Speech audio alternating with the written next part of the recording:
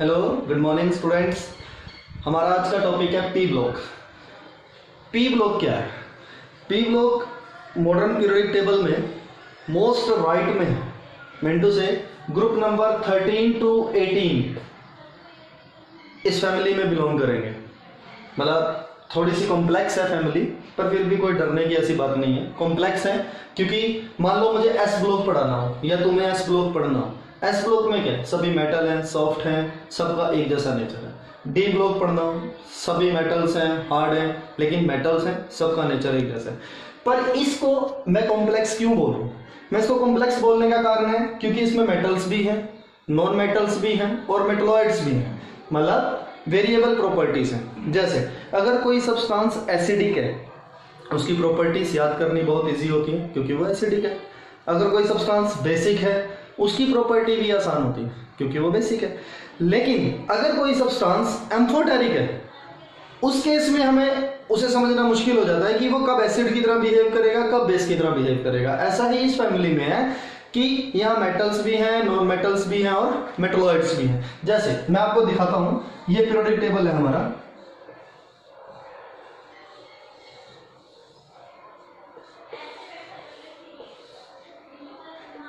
ये S block, ये D block और ये पी ब्लॉक और यहां पे नीचे एफ ब्लॉक है। ठीक है। इस मॉडर्न पीरियोडिक टेबल को कई बार मैं माता वैष्णो देवी से भी कंपेयर कर लेता हूं। जैसे 3 पिंडियां और ये भैरवनाथ। ठीक है। अभी हमें सिर्फ इस पी ब्लॉक के बारे में पढ़ना है। इस पी ब्लॉक में 6 फैमिलीज हैं, ग्रुप नंबर 13 to 18। पहली फैमिली का पहला एलिमेंट बोरोन, दूसरी फैमिली कार्बन, तीसरी फैमिली नाइट्रोजन, फिर ऑक्सीजन, फिर हेलोजन और फिर नोबल गैसेस। ये 6 फैमिलीज मेन है। लेकिन आज जिस फैमिली के बारे में हमें पढ़ना है वो है नाइट्रोजन फैमिली। ठीक है। मतलब ग्रुप नंबर 15 नाइट्रोजन फैमिली। हमें नाइट्रोजन फैमिली का आज पढ़ना है। अब नाइट्रोजन फैमिली +1 के स्टूडेंट्स के लिए भी इंपॉर्टेंट है और +2 के स्टूडेंट्स के लिए भी इंपॉर्टेंट है। मतलब नाइट्रोजन फैमिली कुछ समय के लिए +1 में भी आ गई थी और +2 में भी आ गई थी, तो हम दोनों क्लासेस के हिसाब से इसको कर लेते हैं। तो नाइट्रोजन फैमिली में जो एलिमेंट है nitrogen, phosphorus, arsenic, antimony, bismuth और एक सिंथेटिक एलिमेंट है यहां पर UNNP।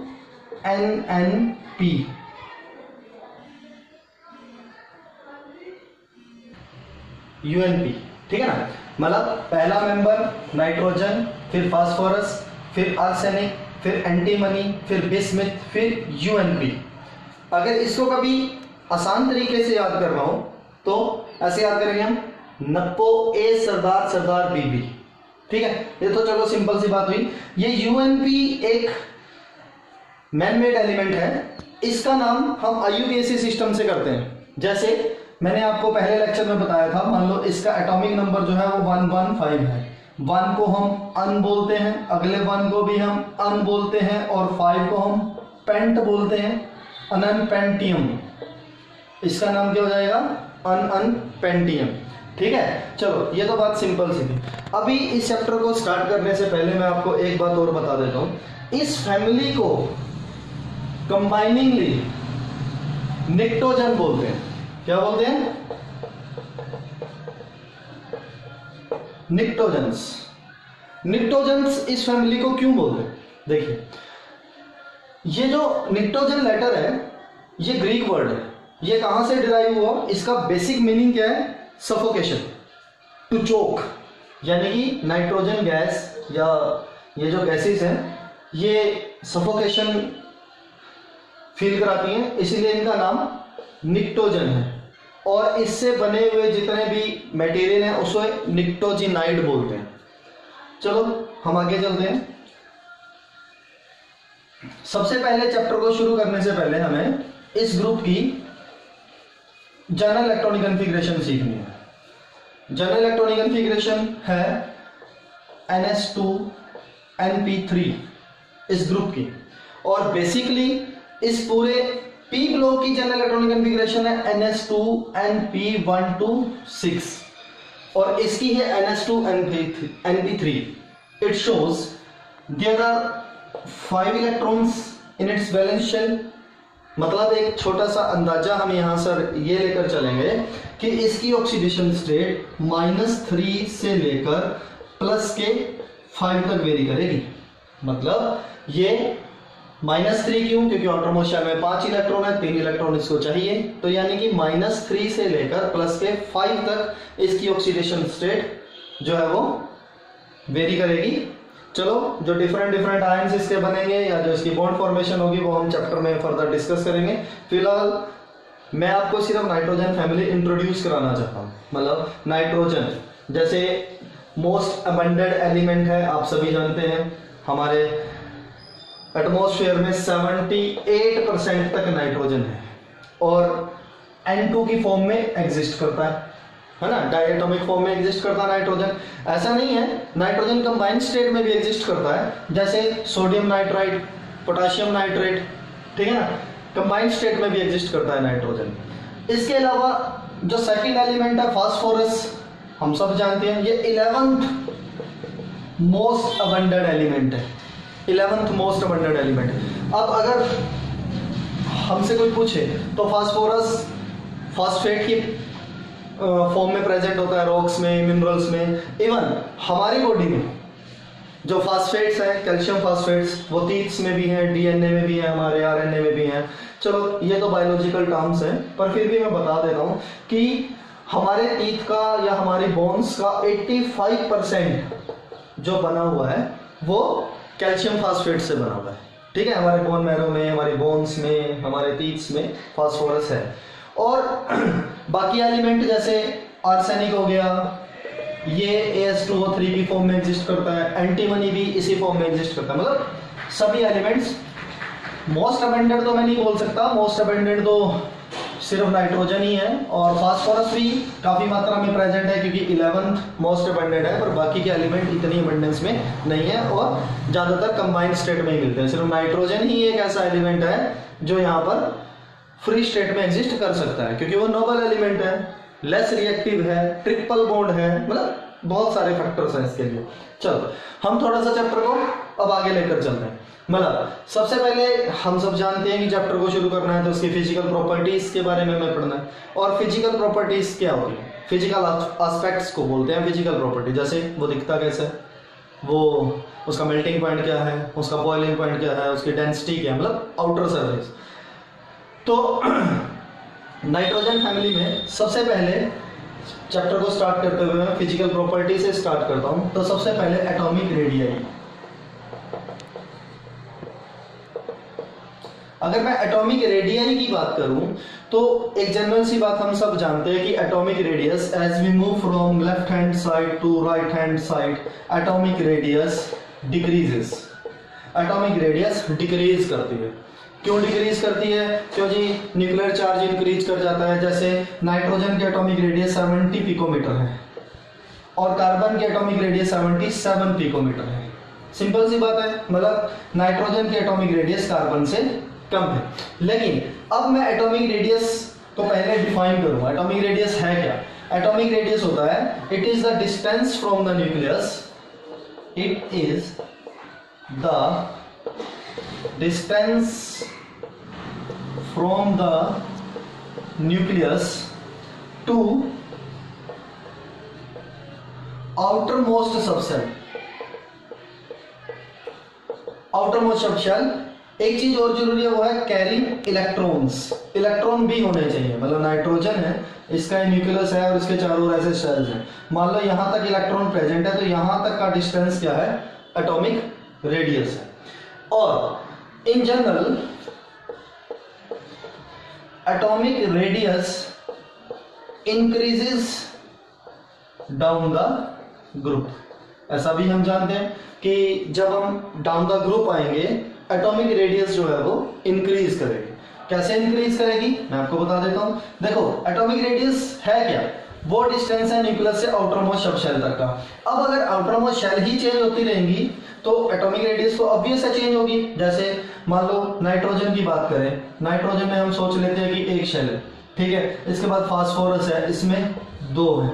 इसके बाद आर्सेनिक है, इसमें ऐसे 3 है। तो हम देख रहे हैं कि as we move down the group a new shell is added. अगर एक नई शेल ऐड हो रही है तो साइज ऑब्वियस है, इंक्रीज ही करेगा, ठीक है। तो एक छोटा सा क्वेश्चन यहाँ पे कई बार मेरे से बच्चे पूछते हैं, मैं आपको क्लियर कर देता हूँ कि जब हम नाइट्रोजन से फास्फोरस पे जाते हैं या फास्फोरस से एंटीमनी पे जाते हैं या आर्सेनिक पे जाते हैं तो एक ग्रेजुअल इंक्रीज है। पर जब अपन आर्सेनिक से एंटीमनी पे या एंटीमनी से बिस्मिथ पे जाते हैं तो इतना ग्रेजुअल इंक्रीज नहीं आता। क्यों नहीं आता? उसका भी एक कारण है। देखो यहां पे जब हम चले जाते हैं तो यहाँ पे डी ब्लॉक भी आ गया, एफ ब्लॉक भी आ गया। जो इनकी शील्डिंग है वो उतनी प्रॉपर नहीं है जितनी शील्डिंग एस और पी की है। तो इस पुअर शील्डिंग इफेक्ट की वजह से साइज जितना इंक्रीज होना चाहिए उतना इंक्रीज ना होकर कम इंक्रीज होता है, ठीक है। तो ये वाले फैक्टर भी चलो हम आगे जाके डिस्कस करेंगे, लेकिन एक जनरल सा मैं आपको बता देता हूं कि atomic radius as we move down the group increases. हाँ, जहां इंक्रीज नहीं होता वहां तो क्वेश्चन उठ जाता है, इंक्रीज तो हो ही रहा है पर यह है कि उतना नहीं हो रहा जितना इंक्रीज होना चाहिए था, तो उसका रीजन है पुअर शील्डिंग, ठीक है। ये थी एटॉमिक रेडियस की बात। ऐसे ही आयनिक रेडियस, आयनिक रेडियस तो अब जैसे नाइट्राइड है N3 P3 negative, same atomic radius मतलब सेम आयनिक स्टेट में एटॉमिक रेडियस भी ग्रेजुअली इंक्रीज ही करेगा डाउन द ग्रुप। मतलब atomic radius always down the group increase करेगा इस फैमिली के लिए, ठीक है। चलो एटॉमिक रेडियस हो गया, एटॉमिक रेडियस से क्लियर हो गया। एटॉमिक रेडियस के इंक्रीज होने से एक बहुत बड़ा फैक्टर है, वो है न्यूक्लियर चार्ज। बहुत सारे बच्चे पढ़ते हैं या बहुत सारे टीचर्स ऐसा बोलते हैं कि as we move down the group nuclear charge decreases, जबकि न्यूक्लियर चार्ज कभी डिक्रीज नहीं करता, न्यूक्लियर चार्ज का इफेक्ट डिक्रीज करता है। अब मान लो मैं और मेरे सामने 5 स्टूडेंट बैठे हैं, मैंने उसे एक छोटे से रूम में पढ़ाना है, वो मेरी बात सुनेगी। अगर मैंने उन्हें बड़े हॉल में सुनाना है तो मेरी आवाज़ का इफेक्ट जो है वो थोड़ा कम हो जाएगा। लेकिन अगर मैं उन्हें ग्राउंड में ले जाऊं और वही 5 बच्चों को, तो मेरी आवाज़ का इफेक्ट उतना ज़्यादा नहीं रहेगा, क्योंकि जैसे जैसे साइज बढ़ रहा है मेरी बोलने की टेंडेंसी तो कम नहीं हो रही, लेकिन जैसे जैसे साइज बढ़ रहा है वैसे वैसे मेरे बोलने का इफेक्ट कम होता जा रहा है। ऐसे ही यहाँ पे है, जैसे जैसे साइज बढ़ रहा है न्यूक्लियर चार्ज का इफेक्ट जो है वो डिक्रीज हो रहा है, और उस इफेक्ट की वजह से सबसे ज़्यादा फर्क पड़ रहा है आयनाइजेशन एनर्जी पे। अब ये आयनाइजेशन एनर्जी क्या है? आयनाइजेशन एनर्जी है the minimum amount of energy required to release an extra electron from isolated gaseous state, ठीक है। मतलब वो कम से कम एनर्जी जो हमें चाहिए एक इलेक्ट्रॉन को आइसोलेटेड गैसियस स्टेट से निकालने के लिए। मतलब मैं इस चीज़ को कैसे समझाता हूँ आपको। फर्स्ट सपोज हम एक शॉप पे जाते हैं और हमें एक पैंट पसंद आ जाती है, दुकानदार कहेगा भैया पैंट 800 रुपये की। आपकी क्या कोशिश रहेगी कि कम से कम पैसे दें और अच्छे से अच्छा पीस ले लें। आप क्या कहोगे भैया 600 रुपये की दे दो।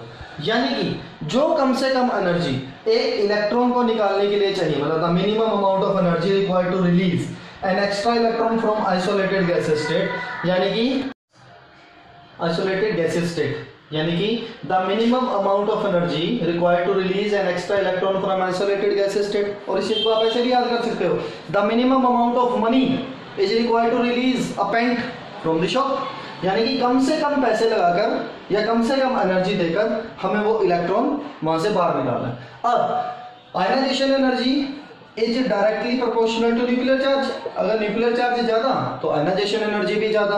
अब एक चीज हमने नोटिस की, डाउन द ग्रुप साइज क्या कर रहा है? इंक्रीज कर रहा है जी। तो न्यूक्लियर चार्ज का इफेक्ट क्या करेगा? डिक्रीज करेगा। तो आयनाइजेशन एनर्जी भी क्या करेगी? डिक्रीज करेगी, ठीक है। यानी कि इलेक्ट्रॉन का बाहर जाना डाउन द ग्रुप आसान होता जाएगा। और वैसे भी हम ये बात क्लियर ही कर लेते हैं यार, जैसे पहले 2 मेंबर हैं नाइट्रोजन और फास्फोरस, ये टिपिकल नॉन मेटल है। इससे अगले 2 मेंबर हैं आर्सेनिक एंड एंटीमनी, ये मेटलॉइड्स हैं, ठीक है। और इससे अगले 2 मेंबर हैं बिस्मिथ और यूएनपी ये मेटल्स है। तो मतलब डाउन द ग्रुप जाते जाते मेटालिक कैरेक्टर बढ़ रहा है, तो सिंपल सी बात है कि आयनाइजेशन एनर्जी डिक्रीज ही कर रही होगी, क्योंकि इलेक्ट्रॉन का जाना आसान हो रहा है। इसके बाद है अगला टॉपिक है electron negativity. What is electron negativity? Electron negativity होती है it is the tendency of an atom to attracts. Electron negativity क्या होती है? It is the tendency of an atom to attracts the shared pair of electron toward itself, मतलब अपनी तरफ खींचना। तो भैया जब कोई भी स्पीसीज अपनी तरफ इलेक्ट्रॉन को तब खींच सकता है जब उसका न्यूक्लियर चार्ज ज्यादा होगा। और जैसा हम पढ़ चुके हैं कि इलेक्ट्रोनेगेटिविटी मतलब न्यूक्लियर चार्ज जो है वो डाउन द ग्रुप डिक्रीज कर रहा है। अगर न्यूक्लियर चार्ज डिक्रीज कर रहा है तो आयनाइजेशन एनर्जी और इलेक्ट्रोनेगेटिविटी ये दोनों फैक्टर भी डिक्रीज कर रहे हैं, ठीक है ना। वैसे भी इलेक्ट्रोनेगेटिविटी का इफेक्ट इस चैप्टर में इतना ज्यादा डलेगा नहीं, पर फिर भी हम एक जनरल सी बात कर लेते हैं कि as we move down the group the nuclear charge the effect of nuclear charge decreases and hence electron negativity also decreases। चलो हम अब अगला फैक्टर डिस्कस करते हैं जिसके साथ हम सभी फेमिलियर हैं, और वो फैक्टर है डेंसिटी। अब डेंसिटी क्या है? डेंसिटी है मास अपॉन वॉल्यूम। सब जानते हैं डेंसिटी जो होता है वो मास अपॉन वॉल्यूम होता है, और इसका सिंबल ना किसी ने बहुत सोच समझ के रखा है रो। मतलब मेरी अगर देसी भाषा की बात करें रो का मतलब रोना, क्योंकि देखो ये मास के डायरेक्टली प्रोपोर्शनल है, यानी कि डाउन द ग्रुप मास बढ़ रहा है ये इंक्रीज करेगी। ये वॉल्यूम के भी डायरेक्टली इनवर्सली प्रोपोर्शनल है, यानी कि वॉल्यूम बढ़ रहा है तो ये डिक्रीज करेगी। तो अब ये करे क्या? यानी कि रोएगी। अब मैं इंक्रीज करूं या डिक्रीज करूं, ठीक है। पर डेंसिटी डाउन द ग्रुप हमेशा इंक्रीज करेगी।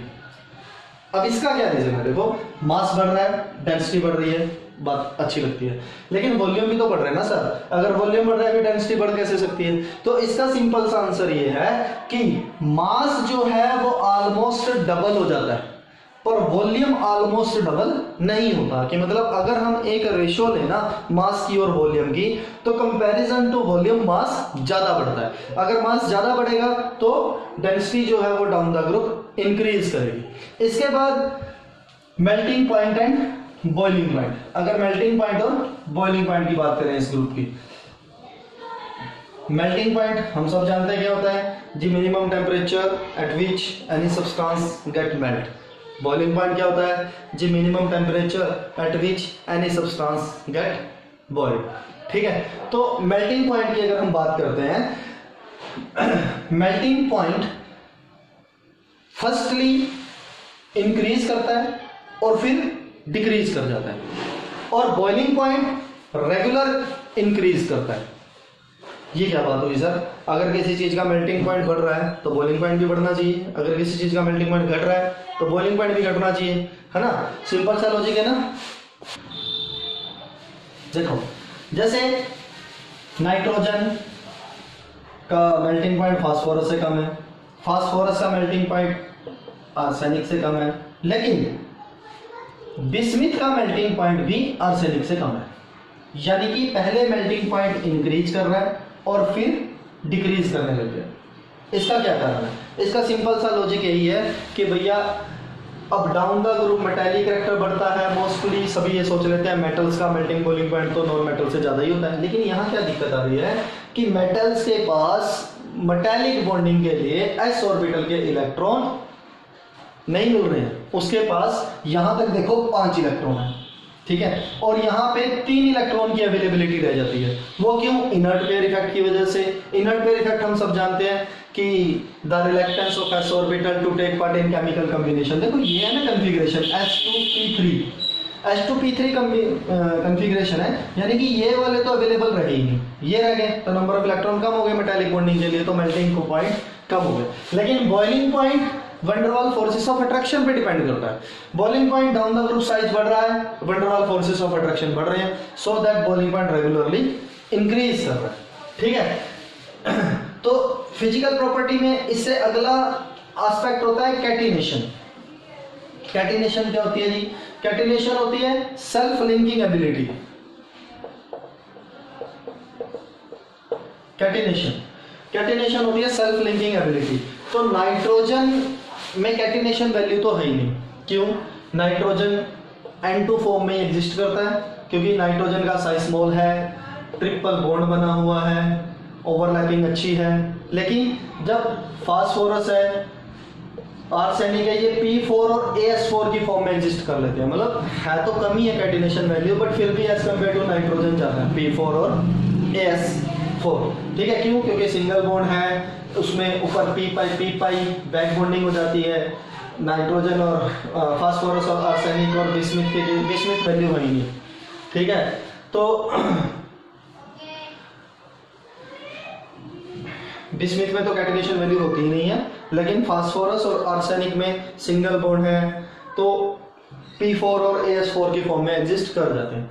जैसे इसीलिए तो हम बोलते हैं कि nitrogen mostly exist in gaseous form, ठीक है, और फास्फोरस आर्सेनिक जो है वो सॉलिड स्टेट में एग्जिस्ट करते हैं, साइज बढ़ जाता है। ठीक है, इसके अगला टॉपिक है एलोट्रोपी। एलोट्रोपी क्या होती है? एलोट्रोपी होती है existence of an element in more than one form, यानी कि चाहे वो नाइट्रोजन है, चाहे वो फास्फोरस है, चाहे वो आर्सेनिक है, इन सब के एलोट्रोप्स प्रेजेंट हैं। ठीक है, नाइट्रोजन के allotrope alpha nitrogen, beta nitrogen, ठीक है, फास्फोरस के allotrope red phosphorus, white phosphorus, ऐसे ही आर्सेनिक के ग्रे फास्फोरस, येलो फास्फोरस। ठीक है, मतलब डिफरेंट एलोट्रोप्स में एग्जिस्ट करते हैं। अब जैसे रेड फास्फोरस है, ये स्टेबल है, व्हाइट फास्फोरस का मेल्टिंग बॉइलिंग पॉइंट ज्यादा है, मतलब इनकी प्रॉपर्टीज भी अलग अलग है। ठीक है, तो एलोट्रोपी का सिंपल सा हमारा मीनिंग था, मतलब हमें इतना ज्यादा आगे केमिस्ट्री में नहीं जाना है, हमारा चैप्टर तो सिर्फ इतना हमें समझाना चाह रहा है। ठीक है ना, मतलब एलोट्रोपी भी ये लोग शो कर रहे हैं, बिस्मिथ नई एलोट्रोपी शो करता है जैसा मैंने बताया आपको। तो नाइट्रोजन अल्फा नाइट्रोजन भी है, बीटा नाइट्रोजन भी है, फास्फोरस रेड है, वाइट है, ठीक है, आर्सेनिक ग्रे है, येलो है, तो एलोट्रोपी की फॉर्म में भी ये लोग एग्जिस्ट करते हैं। ठीक है, इसके बाद है एटोमिसिटी। एटोमिसिटी वैसे हम कैटिनेशन में थोड़ी सी मतलब डिस्कस कर चुके हैं, पर यही बात है एटोमिसिटी में भी कि नाइट्रोजन N2 फॉर्म में एग्जिस्ट करता है, फास्फोरस P4 में, आर्सेनिक ASH4 में, ये गैसियस है, ये सॉलिड फॉर्म में है। इनका कारण क्या है? जो मैंने कैटिनेशन में बताया और यहाँ पे भी बता देता हूँ कि नाइट्रोजन मल्टीपल बॉन्ड बना लेता है, साइज छोटा है, ओवरलैपिंग एक लार्ज एक्सटेंट तक हो जाती है, लेकिन फास्फोरस और आर्सेनिक ऐसा नहीं कर पाते। मतलब ये था बच्चों फिजिकल प्रॉपर्टीज, मतलब फिजिकली ये फैमिली क्या क्या शो करती है। एक बार दोबारा थोड़ा सा रिपीट कर देता हूँ कि फिजिकली अगर मैं बात करूँ सिंपली कि भैया atomic size, atomic radius, ionic radius, down the group क्या करती हैं, कैसे करती हैं, मतलब क्वेश्चन जब पेपर में आता है तो ऐसे ही आता है। कोई दो एलिमेंट वो दे देंगे, इन दोनों में से एटॉमिक रेडियस किसकी ज्यादा है और क्यों ज्यादा है, या कोई दो एलिमेंट दे देंगे, इन दोनों में से आयनाइजेशन एनर्जी ज्यादा है, किसकी ज्यादा है, या मेल्टिंग पॉइंट पे ज्यादातर क्वेश्चन आता है, क्योंकि बच्चे ना फ्लो में होते हैं कि भैया down the group boiling point बढ़ता है, down the group melting point बढ़ता है, लेकिन यहाँ पर मेल्टिंग पॉइंट आर्सेनिक के बाद डिक्रीज हो जाता है। उसका कारण मैंने आपको बताया, फिर रिमाइंड करवा देता हूँ क्यों डिक्रीज हो जाता है, क्योंकि अवेलेबिलिटी जो है वो 5 की जगह 3 इलेक्ट्रॉन्स की आ जाती है मेटालिक बॉन्डिंग में। ठीक है, चलो अब आगे चलते हैं इसके केमिकल प्रॉपर्टीज की तरफ। केमिकल प्रॉपर्टी में सबसे पहला होता है नेचर ऑफ बॉन्ड, कि ये बॉन्ड कैसा बनाएंगे। अब अगर मैं इलेक्ट्रोवैलेंट बॉन्ड की बात करूं, मतलब इन शॉर्ट आयनिक बॉन्ड की,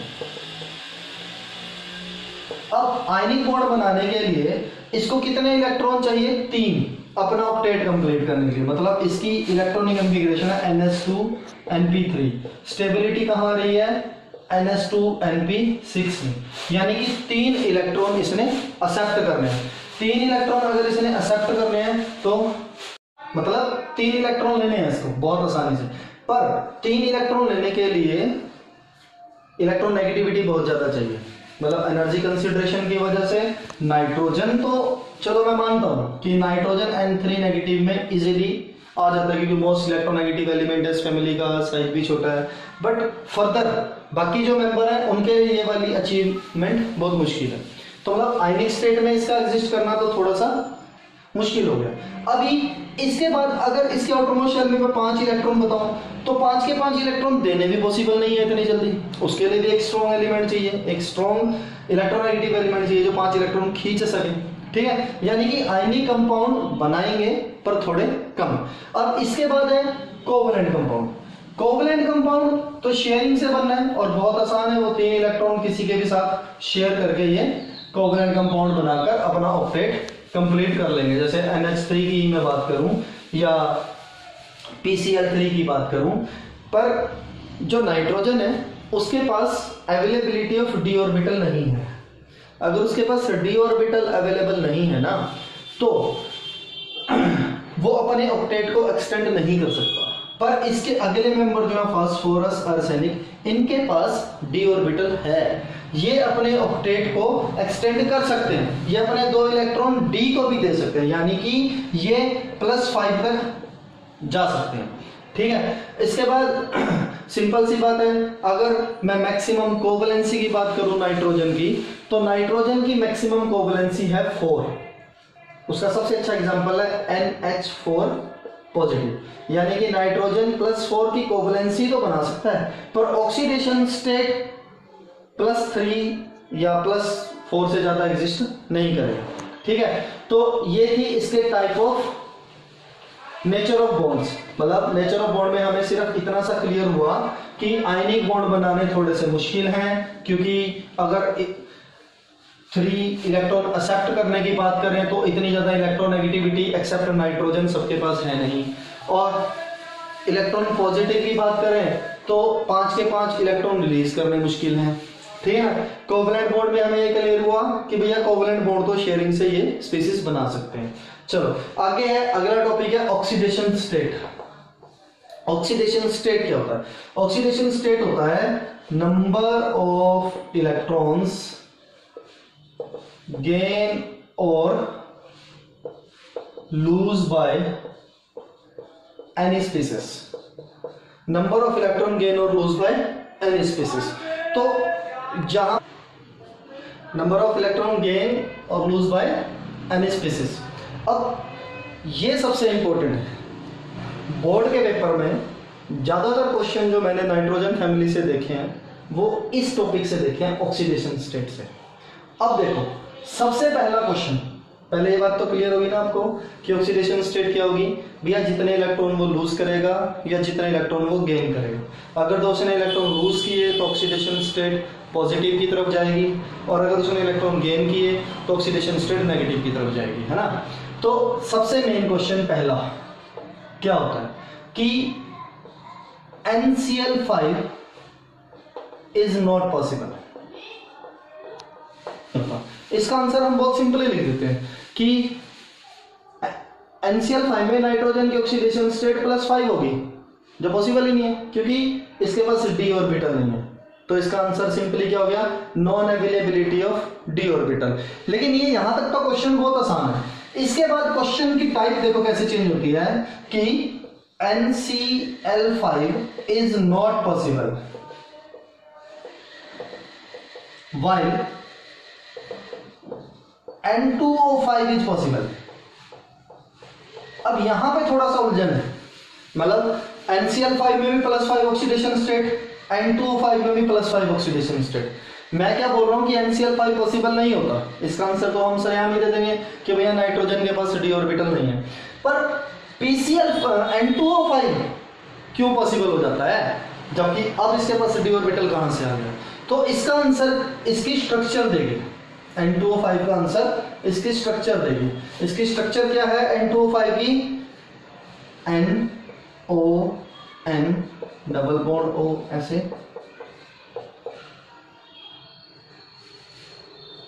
देखो अब स्ट्रक्चर से क्लियर हो रहा है। अगर मैं इसकी कोवलेंसी चेक करने चाहूं, हर नाइट्रोजन की कोवलेंसी देखो 1 2 3 4, इस नाइट्रोजन की देखो 1 2 3 4। इससे पहले अभी मैंने क्लियर किया कि मैक्सिमम कोवलेंसी ऑफ नाइट्रोजन में भी 4, मतलब नाइट्रोजन की कोवलेंसी जो है वो 4 हो सकती है। तो स्ट्रक्चर से क्लियर हो गया कि यहाँ नाइट्रोजन 4 कोवलेंसी में है, ठीक है ना। इसीलिए N2O5 एग्जिस्ट करता है और NCl5 एग्जिस्ट नहीं करता। इसका आंसर तो आप सिंपली दे दोगे कि NCl5 क्यों एग्जिस्ट नहीं करता, क्योंकि non availability of D orbital है। N2O5 क्यों एग्जिस्ट करता है, अब डी ऑर्बिटल तो है नहीं, हम इसका स्ट्रक्चर से आंसर देंगे कि from structure it is clear that the covalency of nitrogen is 4 in place of 5। चलो इसका आंसर तो हमारा हो गया। अब इससे अगला क्वेश्चन आता है कि PCl5 एग्जिस्ट करता है या नहीं करता, बिल्कुल करता है। PCl5 एग्जिस्ट करता है। PCl5 कैसे, PCl5 फास्फोरस पेंटाक्लोराइड, ठीक है। अब क्वेश्चन क्या उठा कि out of PCl5 and PCl3 which is stable, मतलब मैक्सिमम क्वेश्चन जो है ना वो यहीं से आने, PCl5 और PCl3 में से ज्यादा स्टेबल कौन है। तो मोस्टली बच्चे क्या सोचेंगे, यार +5 ऑक्सीडेशन स्टेट है, डी ऑर्बिटल दिया तो यही स्टेबल होना चाहिए। नहीं, स्टेबल है PCl3। क्यों स्टेबल है, ये देखो PCl5, इसको मैं थोड़ा सा हीट करता हूं, ये PCl3 और Cl2 में टूट जाएगा। एक तो ये थ्योरी है कि कोई चीज टूटने के बाद जो नई चीज बनाती है वो स्टेबल ही बनाती है, ठीक है। एक तो इसका आंसर ये हो गया। दूसरा, अगर मैं PCl5 की स्ट्रक्चर देखूं तो ये देखो ऐसे है,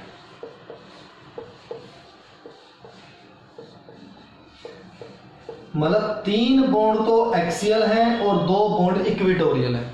तो इक्विटोरियल बॉन्ड लेंथ ज्यादा है और एक्सियल बॉन्ड लेंथ जो है वो कम है, तो ये PCl3 और Cl2 में टूट जाता है। इसलिए PCl5 और PCl3 में से ज्यादा स्टेबल कौन हो गया, PCl3। अगला क्वेश्चन, BiCl3 और BiCl5 में से ज्यादा स्टेबल कौन है, इसका आंसर भी BiCl3 स्टेबल है। अब क्यों, देखो पहले हम क्या करते हैं जी, साइज छोटा है इसको अकोमोडेट नहीं कर सकता, वो भी हो गया, इसका साइज भी बड़ा है, सब कुछ है, बट फिर भी BiCl3 ज्यादा स्टेबल है। उसका क्या कारण है, BiCl3 स्टेबल होने का इनर्ट पेयर इफेक्ट, इसकी भी बात हमने थोड़ी देर पहले की थी। Inert pair effect, inert pair effect क्या है, the reluctance of s orbital to take part in chemical combination, ठीक है। इनर्ट पेयर इफेक्ट इसके s के 2 इलेक्ट्रॉन्स को पार्टिसिपेट नहीं करने दे रहा, तो ये बनेगा ही, यानी कि ज्यादा स्टेबल हो गया BiCl3। अब एक क्वेश्चन कई बार ये भी आ जाता है कि PCl5 और Pi5 में से ज्यादा स्टेबल कौन है, तब आप बोलोगे PCl5। क्यों, क्योंकि आयोडीन का साइज बहुत बड़ा है और इतने बड़े आयोडीन को एक छोटा सा फास्फोरस संभाल के नहीं रख सकता। चलो ये सब बातें हैं, मतलब ऐसे ऐसे क्वेश्चंस पेपर में आते हैं, रीजनिंग होती है कि ये एग्जिस्ट क्यों नहीं करता, ये एग्जिस्ट क्यों करता है। तो आपको हमेशा ध्यान देना है कि भैया मैं कर क्या रहा हूं, मतलब अगर तो नाइट्रोजन की बात होगी तब आप ध्यान रखोगे कि इसके पास डी ऑर्बिटल नहीं होता। अगर डाउन द ग्रुप जाते हुए बात होगी तब आप इनर्ट पेयर इफेक्ट पे आंसर दोगे। मतलब आप आंसर जो है अपनी समझ से देना, और क्वेश्चन क्या हो सकते हैं, ये एग्जिस्ट करता है, ये एग्जिस्ट नहीं करता, जो नहीं, या इन दोनों में से ज़्यादा स्टेबल कौन है, वो सारी बातें मैंने आपको बताने की कोशिश की कि छोटा आयन बड़े आयन को अकोमोडेट नहीं कर सकता, या इनर्ट पेयर इफेक्ट हो सकता है, या डी ब्लॉक ही ना हो, या बॉन्ड लेंथ का वेरिएशन हो, मतलब ऐसे ऐसे आंसर आपको इसमें देने पड़ेंगे। अब इससे अगला टॉपिक है फॉर्मेशन ऑफ ऑक्साइड्स।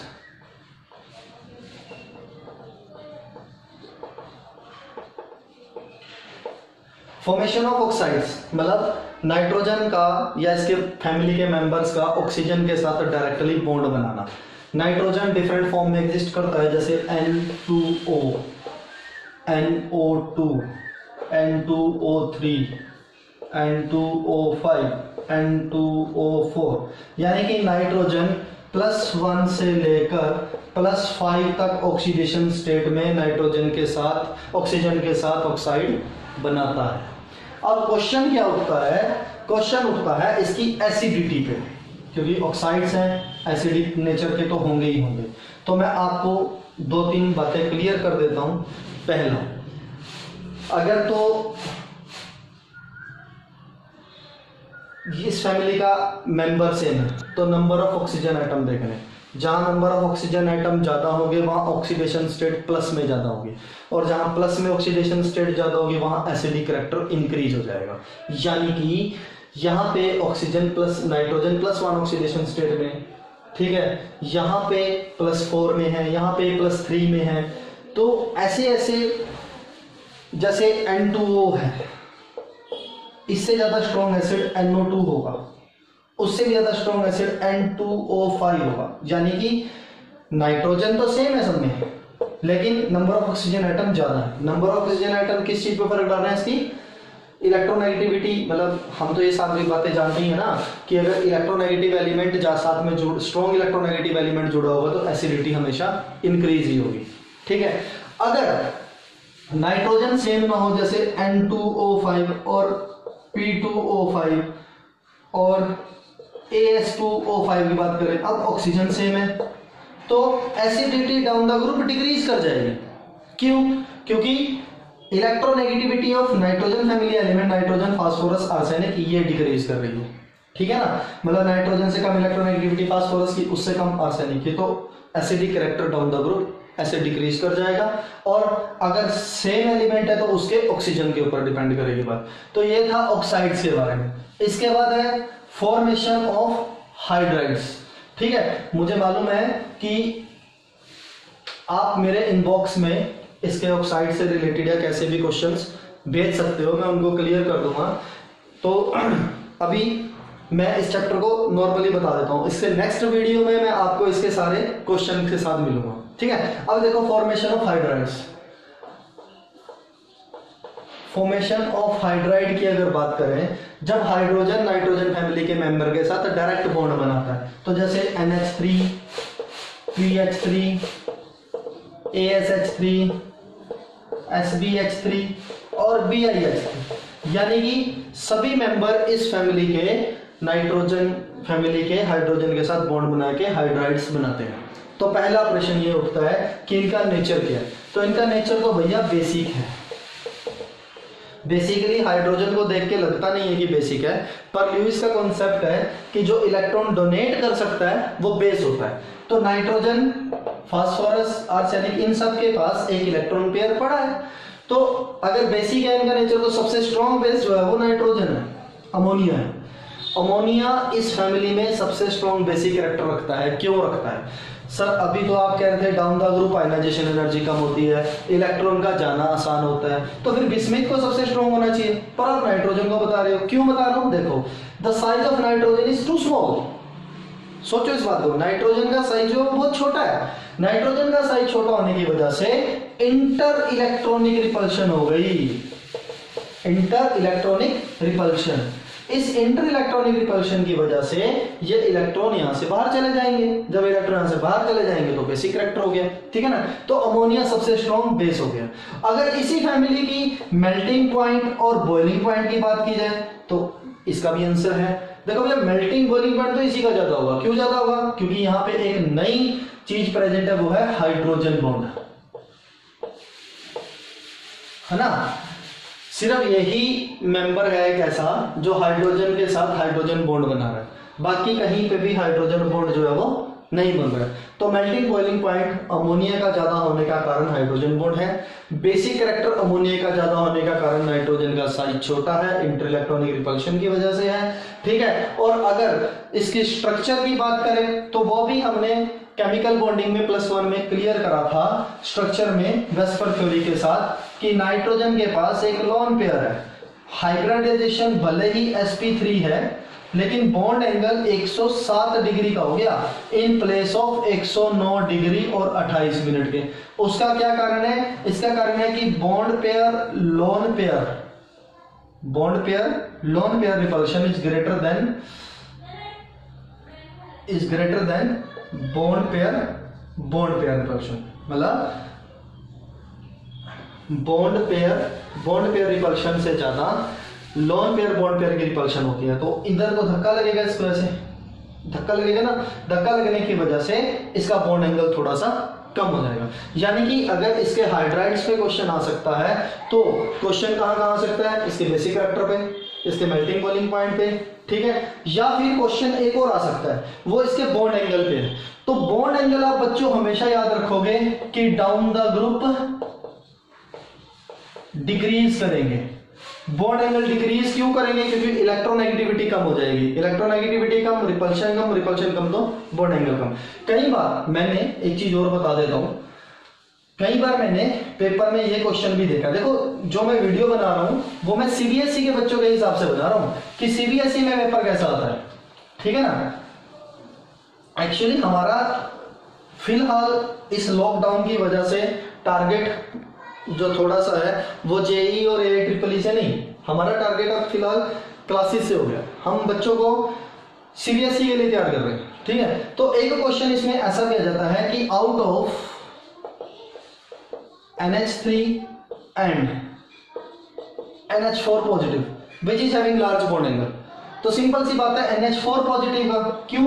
यहां पे सारे ही बॉन्ड पेयर हैं और यहां पे एक लोन पेयर है,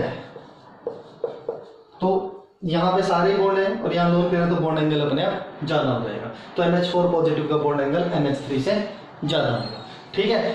कई बार और